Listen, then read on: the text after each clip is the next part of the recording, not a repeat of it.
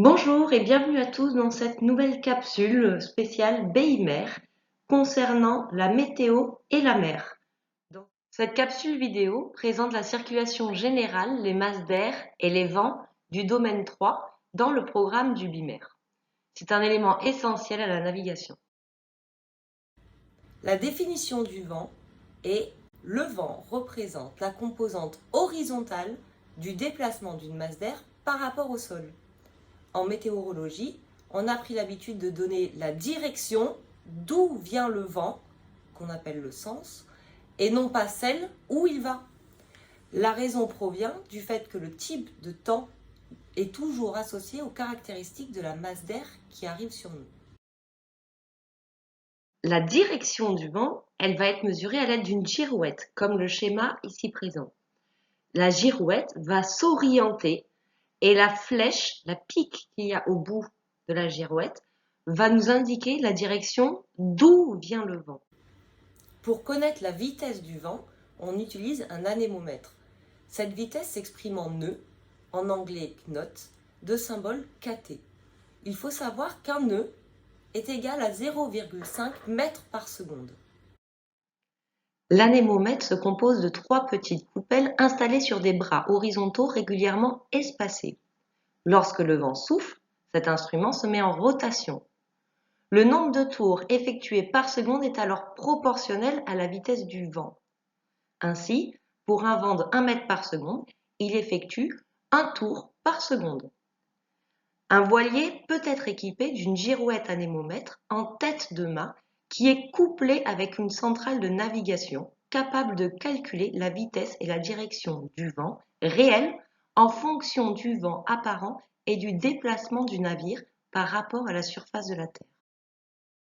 L'air se réchauffe par convection, devient moins dense et monte en altitude, créant ainsi une zone de dépression.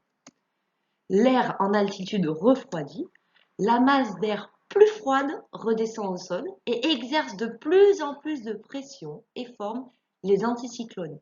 La différence de pression entre les zones d'anticyclone et de dépression est à l'origine des vents dominants. Voici un exemple de bulletin météorologique. Cela nous permet d'avoir les prévisions du vent avec sa vitesse du vent qui correspond au vent moyen sur une période d'environ 10 minutes et qui sera en général exprimé en nœuds. Nous avons aussi les indications des rafales, donc la valeur maximale du vent prévu, ainsi que la direction. Elle nous indique d'où vient le vent et elle est exprimée à l'aide de points cardinaux ou en degrés. Un vent du nord, nord-est, donc à peu près 25 degrés, vient du nord-nord-est pour aller vers le sud-sud-ouest. En navigation, suivant l'origine du vent, donc d'où il vient, nous allons le nommer différemment.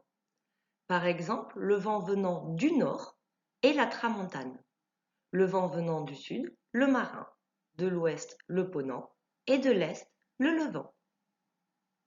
Sur cette carte apparaissent différents symboles nous indiquant le sens, la direction et la vitesse du vent. Pour réussir à interpréter ces cartes, il faut comprendre les symboles qui nous indiquent la vitesse du vent.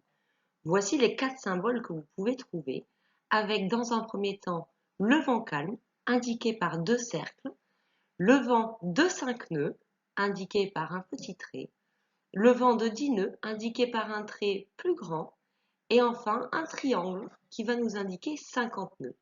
Mais tous ces symboles peuvent s'additionner.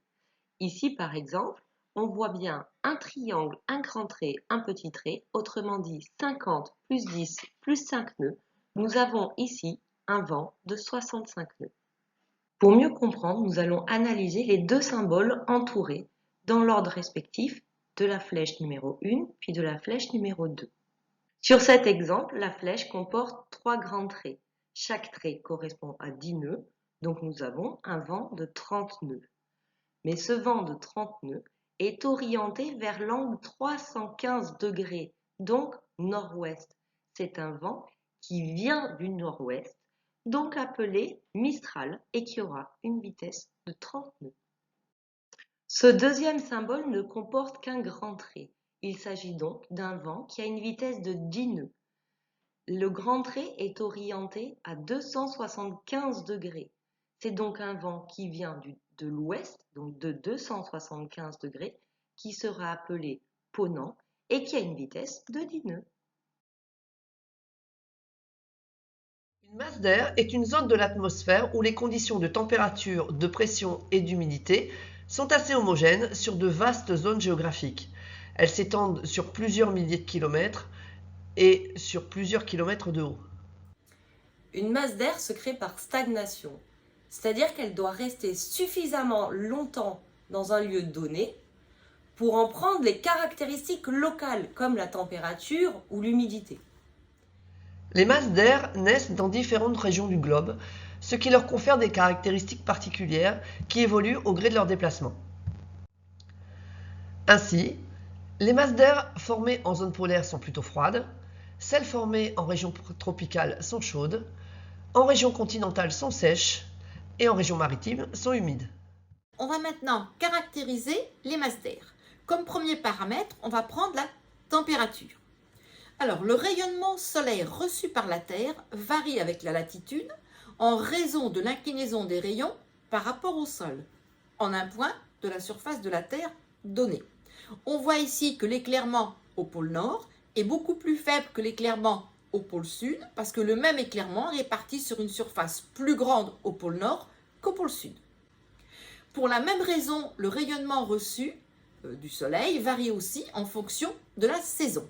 Alors, si on va de manière plus détaillée, on peut caractériser les masses d'air en 4 grandes catégories, du nord à l'équateur.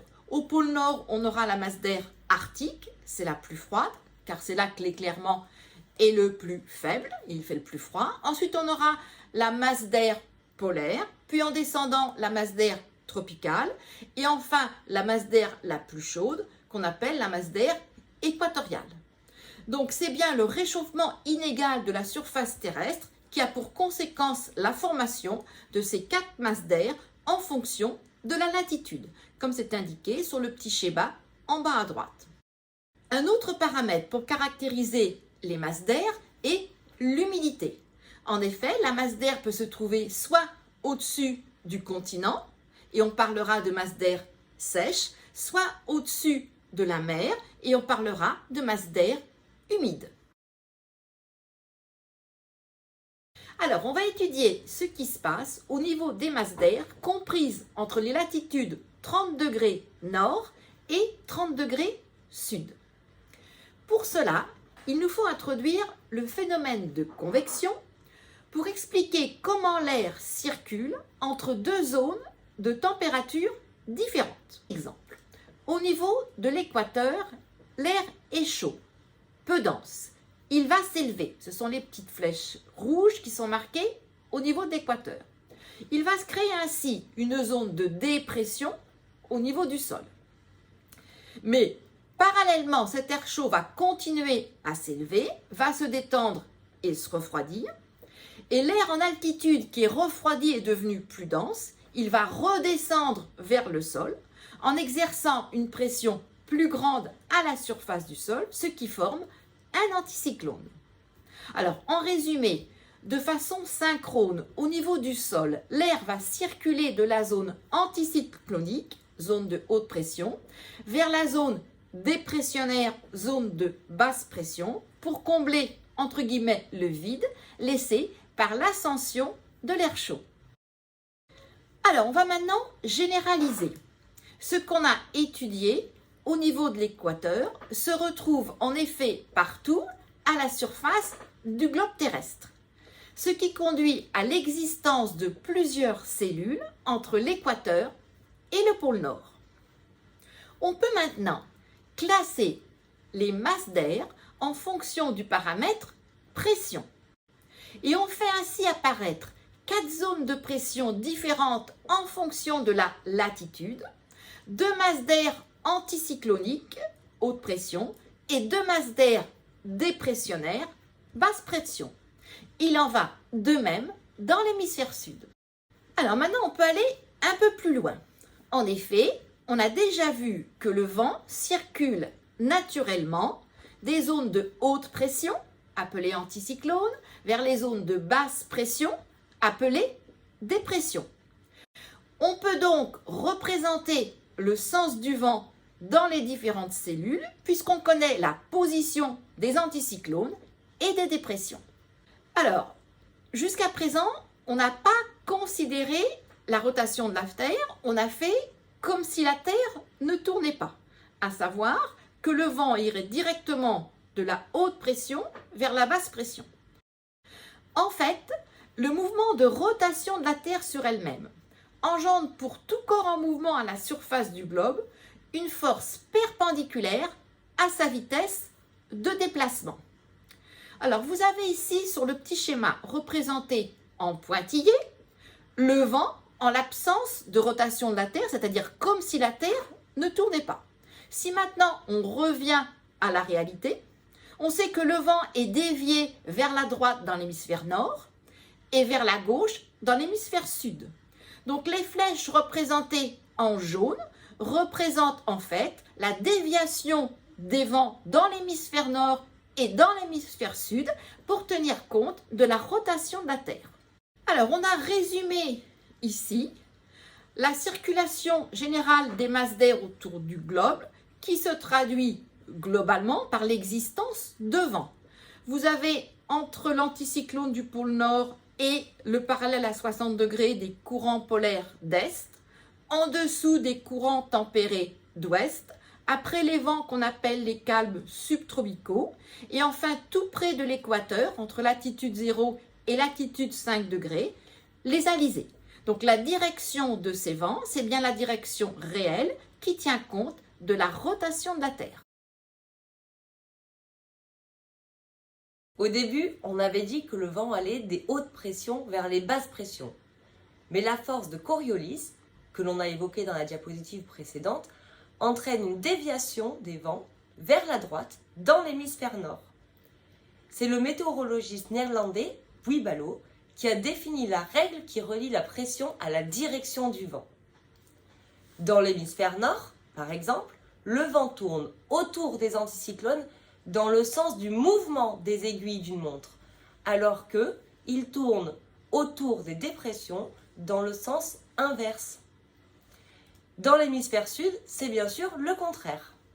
Par ailleurs, le vent est presque parallèle aux lignes isobares, les lignes d'égale pression qu'on va bientôt définir. Il laisse les basses pressions à gauche et les hautes pressions à droite. Ainsi, quand on a le vent dans le dos, les hautes pressions anticyclones sont à notre droite.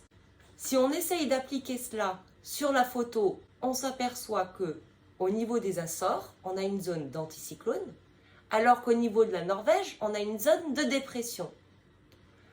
Le vent va donc circuler du nord vers le sud, enfin nord-ouest, sud-est, entre la zone d'anticyclone et la zone de dépression. Pour vous assurer d'avoir bien compris la règle de Wiebalo, voici un exemple de question. Si un observateur se place face au vent dans l'hémisphère nord, la dépression et l'anticyclone se situent de la manière suivante. A. Anticyclone sur sa droite, dépression sur sa gauche. B. Anticyclone devant lui, dépression derrière lui. C. Anticyclone sur sa gauche, dépression sur sa droite. Ou D. Anticyclone derrière lui, dépression devant lui. La bonne réponse est la réponse C. Anticyclone sur sa gauche et dépression sur sa droite. Nous avons l'observateur qui se place face au vent. La direction du vent est donc représentée par cette flèche. Si le vent est dans cette direction, alors autour de lui, il va y avoir des circulations d'air de part et d'autre dans ce sens-là. La diapositive précédente nous explique que lorsque le vent tourne dans l'hémisphère nord, dans le sens du mouvement des aiguilles d'une montre, c'est qu'au centre, il y a un anticyclone. Et quand c'est dans le sens inverse, c'est qu'il y a une zone de dépression.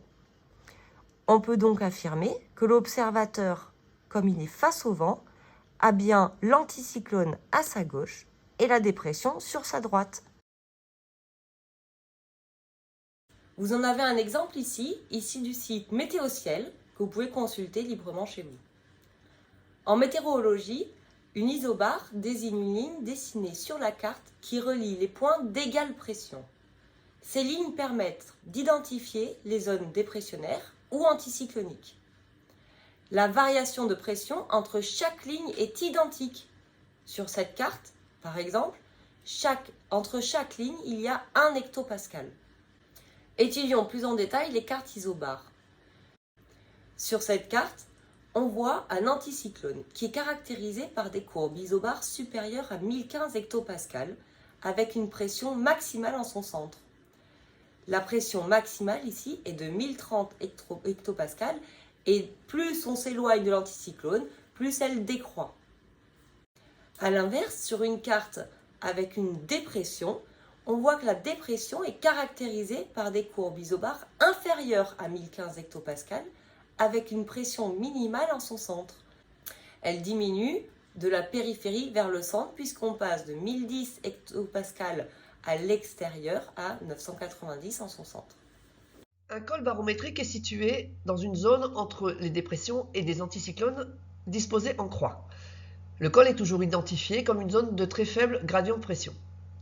Dans ce secteur, le vent sera de direction variable et le temps aussi. Cet endroit précis est favorable au brouillard en hiver et aux orages en été, dû à l'accumulation d'humidité par manque de ventilation.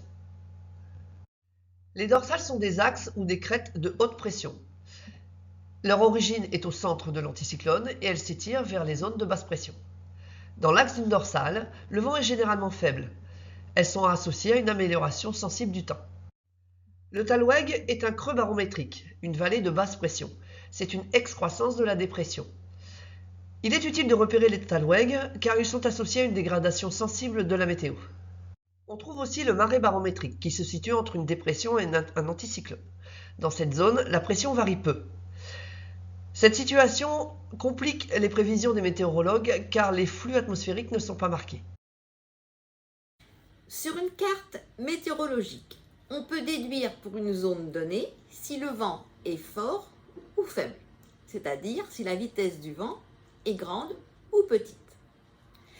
En effet, Mathilde vous a dit précédemment que la différence de pression entre deux lignes isobares sur une même carte météorologique était toujours la même. Ainsi, plus les lignes isobares sont proches les unes des autres, plus le vent est fort. Par exemple, sur la carte représentée dans cette diapositive, vous observez que dans la zone située en Espagne, les lignes isobares sont éloignées. On peut donc en déduire que le vent est faible dans cette zone. Alors que, au voisinage de la dépression, tout au nord, les lignes isobares sont resserrées, ce qui signifie que le vent est plus fort. Ce qu'il faut retenir, le vent dû au gradient de pression est d'autant plus fort que les lignes isobares sont plus resserrées. La vitesse du vent augmente avec l'altitude car les frottements avec le sol diminuent. La flèche bleue représente la direction et le sens du vent. On a vu que le vent est tangent aux isobares et ici, autour de la dépression, le vent s'enroule dans le sens anti-horaire, contrairement aux anticyclones, où le vent tourne dans le sens du mouvement des aiguilles d'une montre. Finalement, l'eau et la terre absorbent la chaleur du soleil le jour et la restituent la nuit. Mais la comparaison s'arrête là. L'eau absorbe beaucoup plus de chaleur et plus en profondeur que la terre, alors que celle-ci restitue cette chaleur bien plus rapidement que l'eau. C'est pour cela qu'il fait plus chaud à terre qu'en mer pendant la journée et que c'est l'inverse la nuit. Cette différence thermique, responsable des zones d'anticyclone et de dépression, génère une plus grande stabilité de l'atmosphère au-dessus des océans. Il existe un certain nombre d'anticyclones dont la position est quasi stable tout au long de l'année. Par exemple, Ce graphique nous montre la position de ces anticyclones en été. Alors, abordons à présent l'étude des vents locaux qui soufflent en France. Tout d'abord, le Mistral.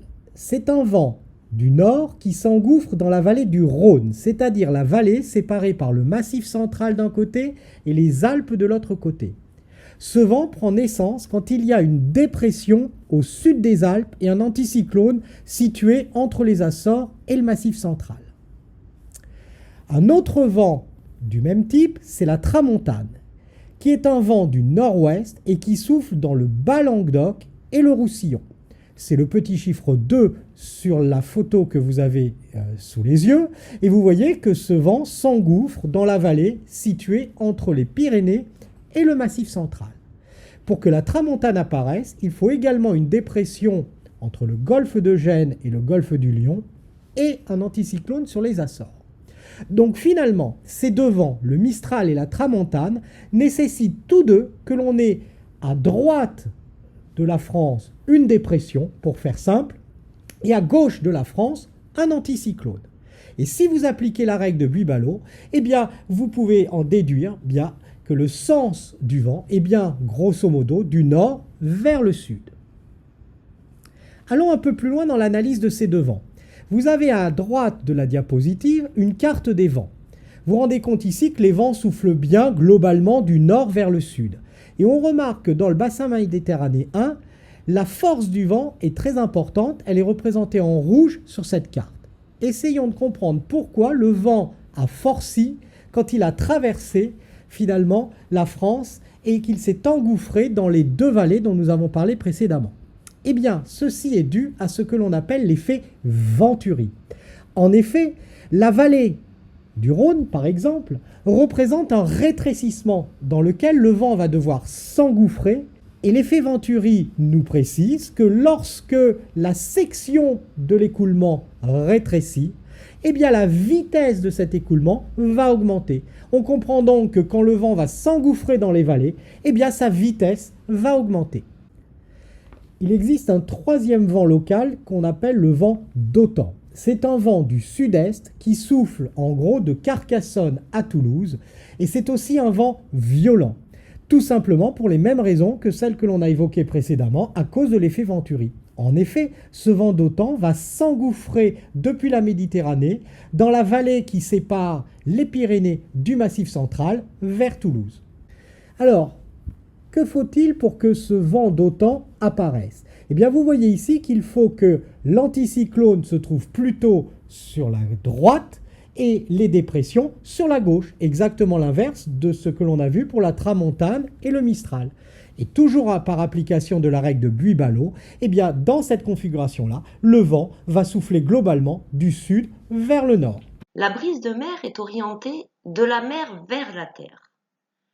Car en journée, la variation de température de l'eau est plus faible et moins rapide que celle de la surface de la Terre sous l'effet du rayonnement solaire.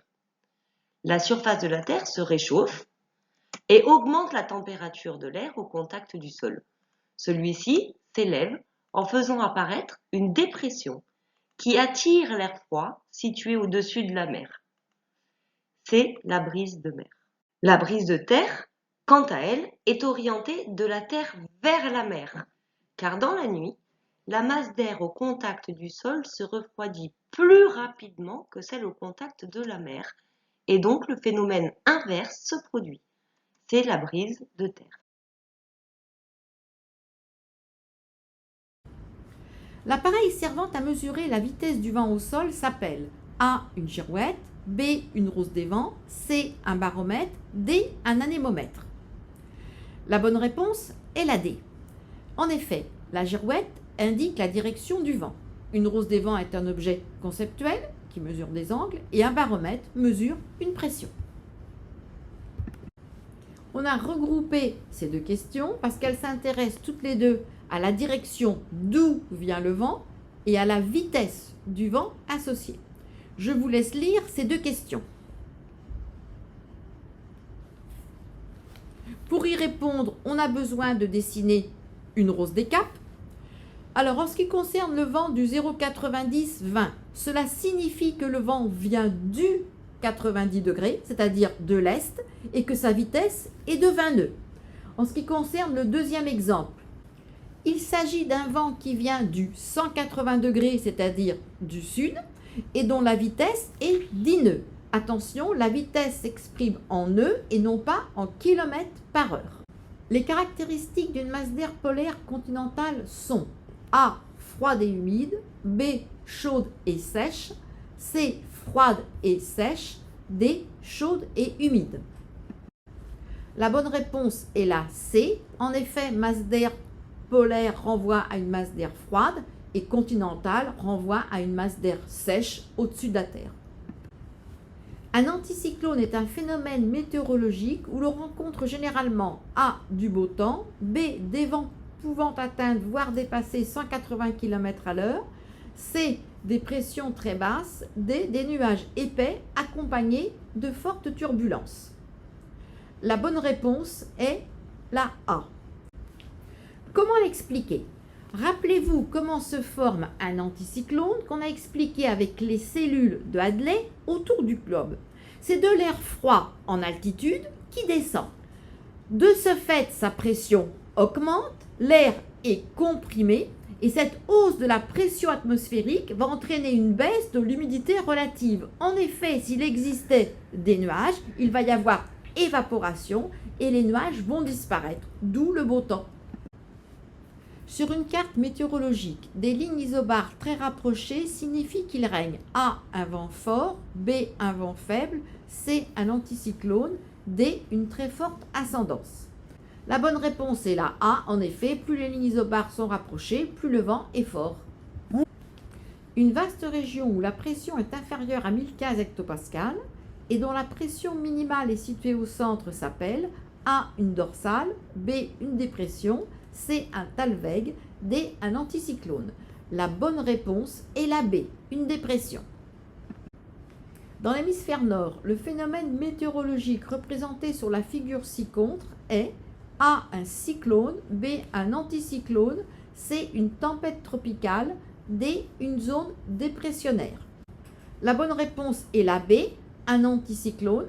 Vous voyez d'une part le sens du vent qui s'enroule dans le sens du mouvement des aiguilles d'une montre. Et d'autre part, vous voyez l'air froid qui descend du sol pour augmenter la pression. C'est les flèches qui vont de haut en bas. Marée barométrique désigne une zone où la pression varie peu, une zone où un axe de basse pression, une zone où un axe de haute pression, une zone où le gradient de pression est très élevé. La bonne réponse est la A, une zone où la pression varie peu. Un avion vole dans l'hémisphère nord à basse altitude. Il se déplace d'une dépression vers un anticyclone. Le pilote constate que le vent A vient de la droite, B vient de la gauche, C augmente régulièrement, D vient de l'arrière. La bonne réponse est la A. Le pilote constate que le vent vient de la droite. En effet, il suffit d'appliquer la règle de Buy-Ballot. Dans l'hémisphère nord, on sait que le vent tourne dans le sens du mouvement des aiguilles d'une montre. C'est l'inverse pour la dépression. Dans cette situation, on peut donc représenter le vent par la flèche bleue. Le pilote constate que le vent vient de sa droite. Sur une carte de pression, une ligne qui joint les points d'égale pression est nommée A une isotherme, B une isocline, C une isophase, D une isobare. La bonne réponse est la D une isobare. Sur la carte de champ de pression ci-contre, la pression atmosphérique la plus élevée règne sur la ligne isobare A numéro 1, B numéro 2, C numéro 3, D numéro 4. La bonne réponse est la B, la numéro 2, qui correspond à un anticyclone. Les courbes fermées représentent A les lignes d'égale température, B les lignes d'égale pression, C les lignes d'égale humidité, D les lignes d'égal ensoleillement. La bonne réponse est la B. L'anticyclone est situé dans la zone numéro 2. En effet, 1030 hectopascales correspond à la pression la plus élevée. 1,16. Sur la carte des isobares, la dépression est caractérisée par, la bonne réponse est la A, des isobares fermés dont la valeur de pression augmente du centre vers l'extérieur. Indice 7. Lorsque des isobars sont très serrés, la bonne réponse est la B. Les vents sont de forte intensité. Un Thalweg désigne A. Une zone de plus basse pression atmosphérique que les régions environnantes. B. Une surpression devant une chaîne de montagnes. C. Une zone de ciel clair associée à l'effet de Föhn. D. Une zone où l'on trouve des entrées maritimes. La bonne réponse est la A. Alors, ces 3 questions portent sur l'origine des brises. La brise de mer est la plus forte, B, en milieu d'après-midi. La brise de terre, A, se lève le soir et se dirige vers la mer. La brise de pente montante se forme en région, D, montagneuse et de jour. Si vous avez du mal à comprendre l'origine de ces brises, allez revoir cette partie dans la vidéo. Ces 3 questions portent sur les vents locaux en France. Le Mistral est un vent qui souffle globalement, A, du nord vers le sud. Sur la carte ci-dessous, la flèche représentant la circulation du vent d'autant est la A. La tramontane est un vent qui souffle du secteur nord-ouest entre les Pyrénées et le Massif central. Si vous avez du mal à vous repérer au niveau de la direction de ces vents, vous pouvez revenir sur la partie de la vidéo qui traite les vents locaux.